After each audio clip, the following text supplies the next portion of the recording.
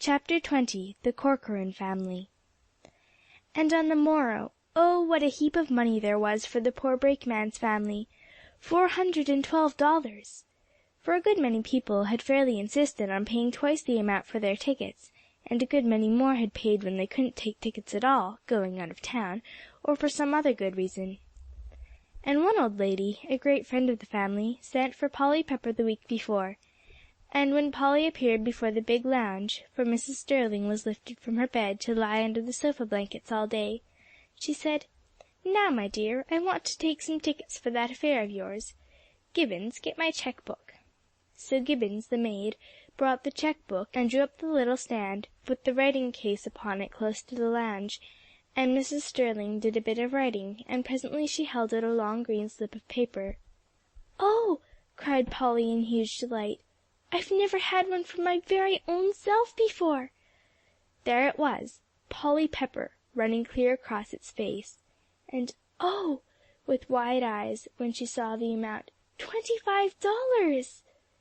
"Haven't you so?" said Mrs. Sterling, greatly pleased to be the first in one of Polly's pleasures. "Oh!" cried Polly again, $25! And she threw herself down before the lounge, and dropped a kiss upon the hand that had made all the happiness for the brakeman's poor children.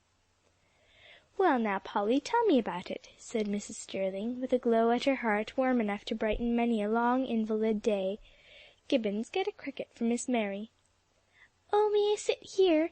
begged Polly eagerly, as Gibbons, placing the little writing case back into its position, now approached with the cricket. "It's so cosy on the floor." "Why, yes, if you don't wish the cricket," said Mrs. Sterling with a little laugh. "And I remember when I was your age it was my greatest delight to sit on the floor." "It is mine," said Polly, snuggling up to the sofa blankets.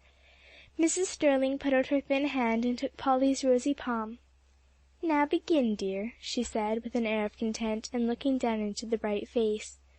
So Polly, realizing that here perhaps was need for help, quite as much as in the poor brakeman's home, though in a different way, told the whole story, how the two clubs, the Salisbury School Club and the Boys' Club, had joined together to help Jim Corcoran's children, how they had had a big meeting at Jasper's house, and promised each other to take hold faithfully and work for that object.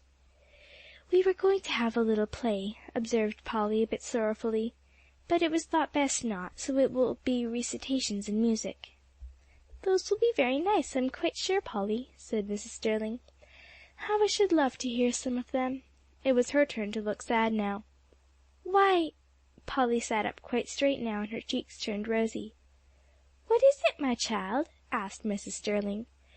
Do you want Oh, Mrs. Sterling, would you like us to come here some time to recite something to you?" Mrs. Sterling turned an eager face on her pillow. "Are you sure, Polly?"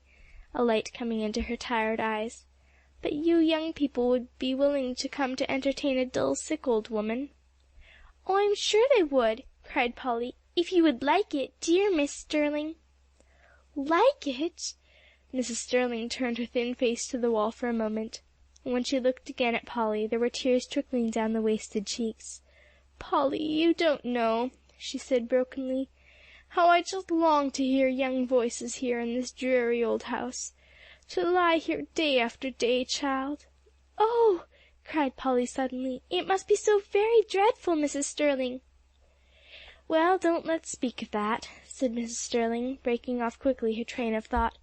"For the worst isn't the pain and the weakness, Polly, it's the loneliness, child." "Oh!" said Polly. Then it all rushed over her, how she might have run in before, and taken the other girls, if she had only known. "But we will come now, dear Miss Sterling," she said aloud. "Do!" cried Mrs. Sterling, and a faint color began to show itself on her thin face. "But not unless you are quite sure that the young people will like it, Polly." "Yes, I'm sure," said Polly, with a decided nod of her brown head. "Then why couldn't you hold some of your rehearsals here?" proposed Mrs. Sterling. "Shouldn't we tire you?" asked Polly. "No, indeed!" declared Mrs. Sterling, with sudden energy. "I could bear a menagerie up here, Polly," and she laughed outright. Gibbons, at this unwonted sound, popped her head in from the adjoining room, where she was busy with her sewing, to gaze in astonishment at her mistress. "I am not surprised at your face, Gibbons," said Mrs. Sterling cheerily, "for you have not heard me laugh for many a day." "No, madam, I haven't," said Gibbons, "but I can't help saying I'm rejoiced to hear it now," with a glance of approval on Polly Pepper.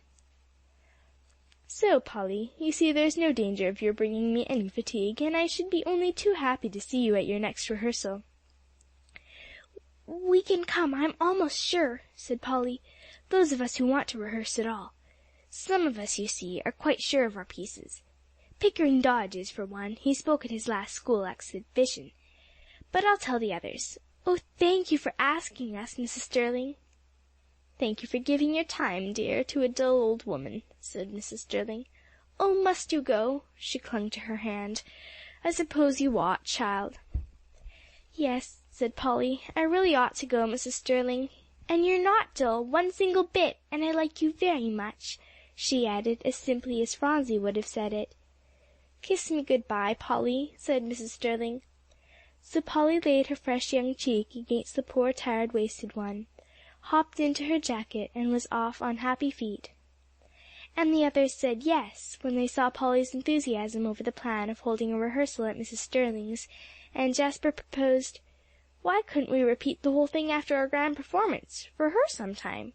And before anyone could quite tell how, a warm sympathy had been set in motion for the rich, lonely old lady in the big, gloomy stone mansion most of them passed daily on their way to school. Well, the grand affair was over now, and a greater success than was ever hoped for. Now came the enjoyment of presenting the money. "Grandpapa," said Polly, "we're all here." "So I perceive," looking out at the delegation in the hall. For of course all the two clubs couldn't go to the presentation, so committees were chosen to represent them. Polly, Clem, Alexia, and Sylvia for the Salisbury Club, and Jasper, Clare, Pickering, and Richard Burnett for the Boys' Club, while old Mr. King on his own account had invited Joel, Percy, and Van, and of course Tom Beresford. "My, what shall we do with such a lot of boys?" exclaimed Alexia, as they all met in the hall. "You don't have to do anything at all with us, Alexia," retorted Joel, who liked her the best of any of Polly's friends, and always showed it by sparring with her on every occasion. "Only let us alone." "Which I shall proceed to do with the greatest pleasure," said Alexia. "Goodness me, Joe, as if I'd be bothered with you tagging on. You're much worse than before you went away to school." "Come, you two, stop your quarrelling," said Jasper, laughing. "A pretty example you'd make to those poor Corcoran children." "Oh, we shan't fight there," said Alexia sweetly. "We'll have quite enough to do to see all that is going on. Oh, Polly, when do you suppose we can ever start?" "Father has the bank book," announced Jasper. "I saw him put it in his pocket, Polly." Polly gave a little wriggle under her coat. "Oh, Jasper, isn't it just too splendid for anything?" she cried. "I'm going to walk with Polly," announced Clem, seizing Polly's arm. "So, Alexia, rise, I give you fair warning this time." "Indeed you're not," declared Alexia stoutly. "Why, I always walk with Polly Pepper." "And that's just the reason why I'm going to-day," said Clem, hanging to Polly's arm for dear life. "Well, I'm her dearest friend," said Alexia, taking refuge in that well-worn statement. "So there now, Clem Forsythe." "No, you're not," said Clem obstinately. "We're all her dearest friends, aren't we, Polly? Say, Polly, aren't we?" "Hush!" said Jasper. "Father's coming." "Well, I can't help it. I'm tired of hearing Alexia Rhys everlastingly say that, and pushing us all away from Polly." "Do hear them go on!" exclaimed Tom Beresford, off on the edge of the group. "Does she always have them carrying around like that?" "Yes," said Joel, "a great deal worse. Oh, they're a lot of giggling girls. I hate girls!" he exploded. "So do I," nodded Tom. "Let's keep clear of the whole lot, and walk by ourselves." "Indeed we will," declared Joel. "You won't catch me walking with girls when I can help it." "Well, I wonder which of those two will get your sister Polly this time," said Tom, craning his long neck to see the contest. "Oh, Alexia, of course," said Joel carelessly. "She always gets her in the end." But Joel was wrong. Neither of the girls carried off Polly. Old Mr. King marched out of his reading room. "Come, Polly, my child, you and I will walk together. and he waited on her handsomely out, and down the walk to the car. Tom and Joel burst into a loud laugh, in which the others joined, at the crestfallen faces. "Well, at least you didn't get her, Clem," said Alexia airily, coming out of her discomfiture. "Neither did you," said Clem happily. "And you are horrid boys to laugh," said Alexia, looking over at the two. "But then all boys are horrid." "Thank you," said Tom with his best bow. "Alexia Rhys, aren't you perfectly ashamed to be fighting with that new boy?" cried Clem. "Come on, Alexia," said Jasper. "I shall have to walk with you to keep you in order." And the gay procession, hurrying after old Mr. King and Polly, caught up with them, turning out of the big stone gateway. And then what a merry walk they had to the car, and that being nearly full, they had to wait for the next one, which luckily had only 3 passengers, and Mr. King and his party clambered on, to ride down through the poor quarters of the town to the Corcoran house. "Oh, misery me!" exclaimed Alexia, looking out at the tumble-down tenements, and garbage heaps up to the very doors. "Where are we going?" "Did you suppose Jim Corcoran lived in a palace?" asked Pickering lazily. "Well, I didn't suppose anybody lived like that," said Alexia, wrinkling up her nose in scorn. "Dear me, look at all those children."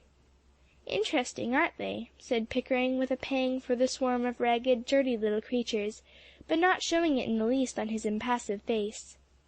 "Oh, I don't want to see it!" exclaimed Alexia, "and I'm not going to, either," turning her back on it all. "It goes on just the same," said Pickering. "Then I am going to look."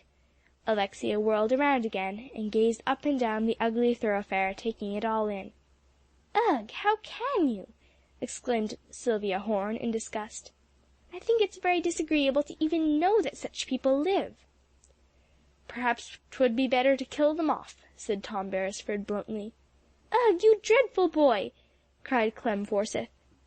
"Who's fighting now with the new boy?" asked Alexia sweetly, tearing off her gaze from the street. "Well, who wouldn't?" retorted Clem. "He's saying such perfectly terrible things." Pickering Dodge gave a short laugh. "Beresford, you're in for it now," he said. Tom shrugged his shoulders, and turned his back on them. "What did you bring him home for, Joe?" asked Alexia, leaning over to twitch Joel's arm. "To plague you, Alexia," said Joel, with a twinkle in his black eyes. "Oh, he doesn't bother me," said Alexia serenely. "Clem is having all the trouble now." "Well, we must put up with him, I suppose," she said with resignation. "You don't need to," said Joel coolly. "You can let us alone, Alexia." "But I don't want to let you alone," said Alexia. "That's all boys are good for, if they're in a party, to keep 'em stirred up. Goodness me, Mr. King and Polly are getting out," as the car stopped, and Grandpapa led the way down the aisle. When they arrived at the Corcoran house, which was achieved by dodging around groups of untidy women gossiping with their neighbors, and children playing on the dirty pavements, with the occasional detour caused by a heap of old tin cans and other debris, Mr. King drew a long breath. "I don't know that I ought to have brought you young people down here. It didn't strike me so badly before." "But it's no worse for us to see it than for the people to live here, Father," said Jasper quickly. "That's very true, but faugh!" said the old gentleman, had great difficulty to contain himself. "Well, thank fortune, the Corcoran family are to move this week." "Oh, Grandpapa!" cried Polly, hopping up and down on the broken pavement, and "Oh, Father!" from Jasper. "Polly Pepper!" exclaimed Alexia, twitching her away. "You came near to stepping on that old mass of bones and things." Polly didn't even glance at the garbage heap by the edge of the sidewalk, nor give it a thought. "Oh, how lovely, Alexia!" she cried, "that they won't have but a day or 2 more here." "Well, we are going in," said Alexia, holding her tightly, "and I'm glad of it, Polly. Oh, misery me!" as they followed Mr. King into the poor little house that Jim the brakeman had called home. The little widow, thanks to Mr. King and several others interested in the welfare of the brakeman's family, had smartened up considerably, so that neither she nor her dwelling presented such a dingy, woebegone aspect as on the previous visit; and old Mr. King, being very glad to see this, still further heartened her up by exclaiming, "Well, Mrs. Corcoran, you've accomplished wonders." "I've tried to," cried the poor woman, "and I'm sure 'twas no more than I ought to do, and you being so kind to me and mine, sir." "Well, I've brought you some young people to see," said the old gentleman abruptly, who never could bear to be thanked, and now felt much worse, as there were several spectators of his bounty, and he waved his hand towards the representatives of the two clubs. They all huddled back, but he made them come forward. "No, it's your affair to-day. I only piloted you down here," laughing at their discomfiture. Meanwhile the whole Corcoran brood had all gathered about the visitors, to rivet their gaze upon them, and wait patiently for further developments. "Polly, you tell her," cried Alexia. "Yes, Polly, do," cried the other girls. "Yes, Polly," said Pickering, "you can tell it the best." "Oh, I never could," said Polly in dismay. "Jasper, you please." "No, no, Polly," said Van, "she's the best." "But Polly doesn't wish to," said Jasper in a low voice. "All right then, Jappy, go ahead," said Percy. There was a little pause, Mrs. Corcoran filling it up by saying, "I can't ask you to sit down, for there aren't chairs enough," beginning to wipe off one with her apron. "Here, sir, if you'd please to sit," taking it over to Mr. King. "Thank you," said the old gentleman, accepting it with his best air. "Now then, Jasper." He had handed a small parcel to him under cover of the chair wiping. "Go ahead, my boy."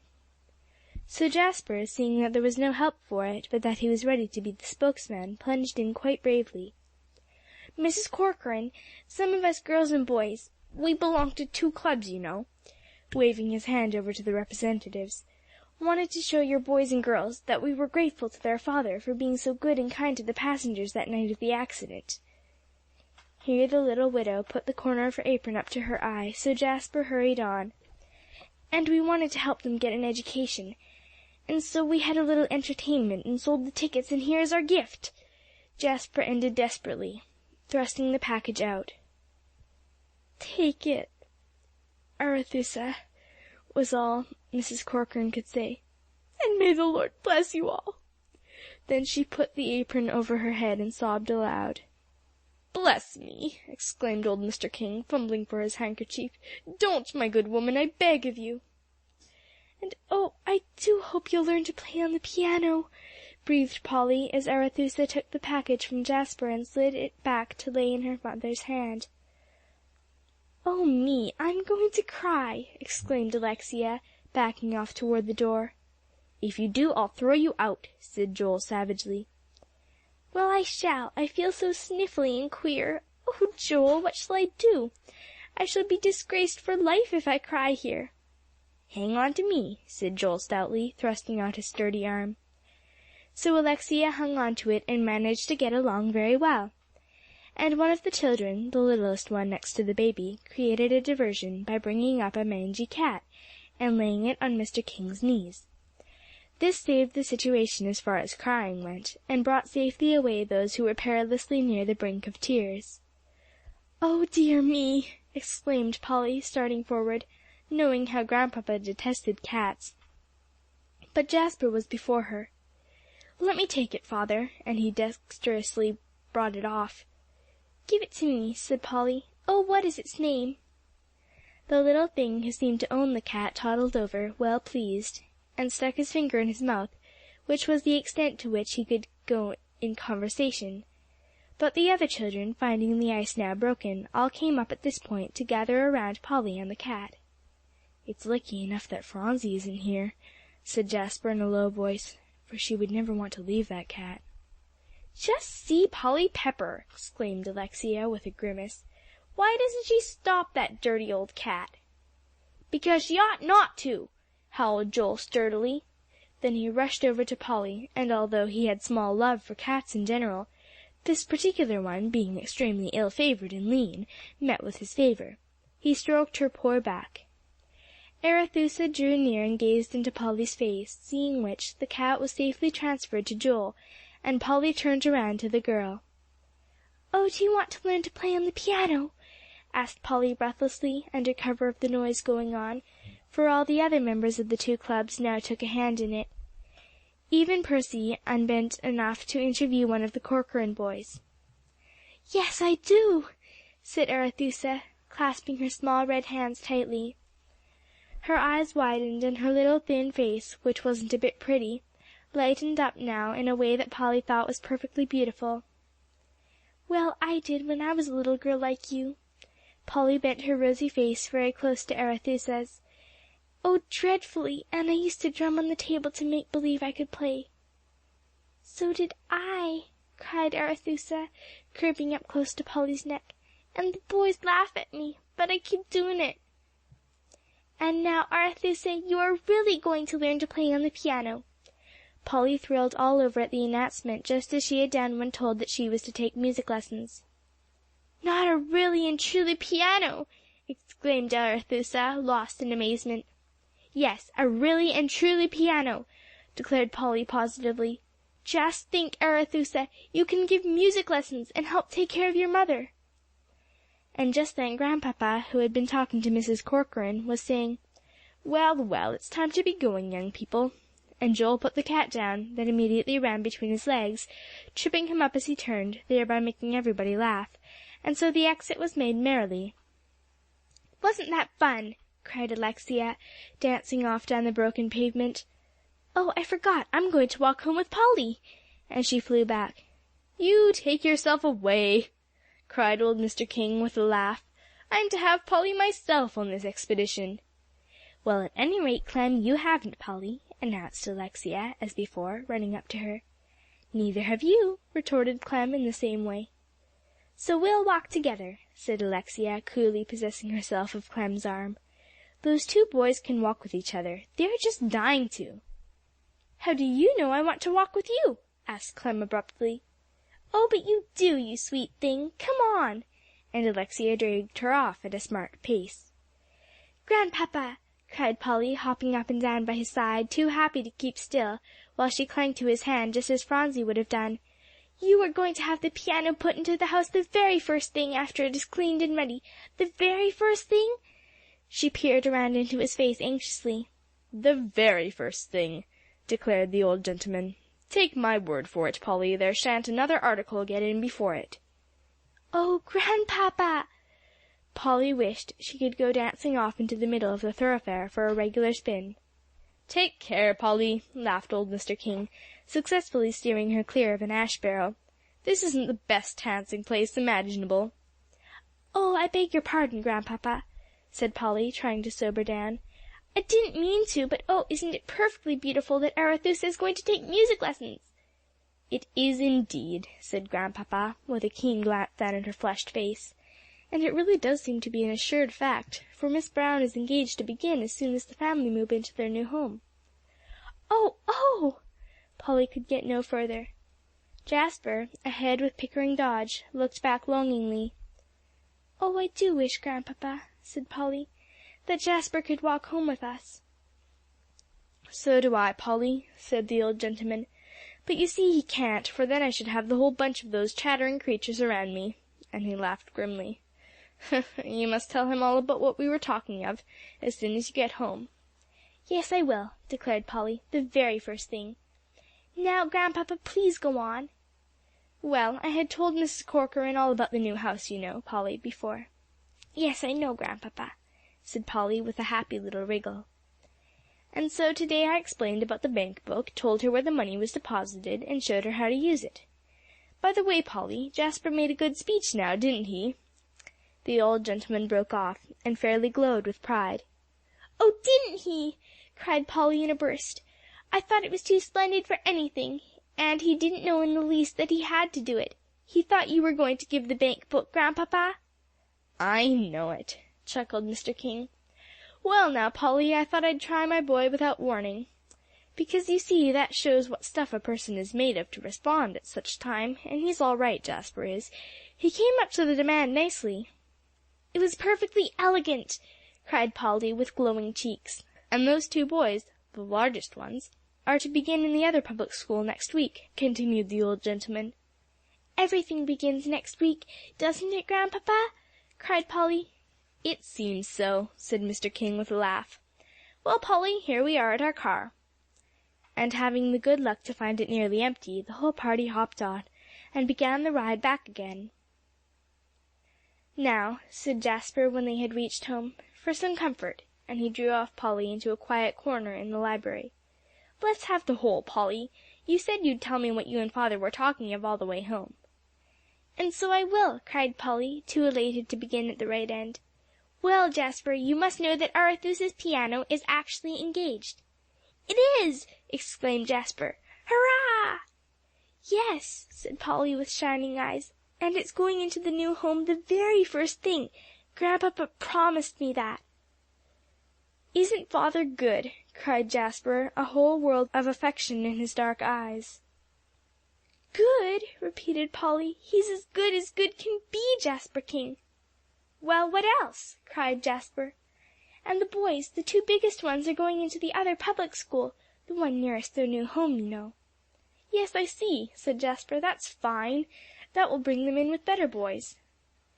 "Yes, and Grandpapa told Mrs. Corcoran all about the money we made at the entertainment, and that he put it in the bank for her this morning. And he showed her how to use the check book." "Polly," said Jasper, very much excited, "what if we girls and boys hadn't done this for those children? Just think, Polly, only suppose it." "I know it," cried Polly.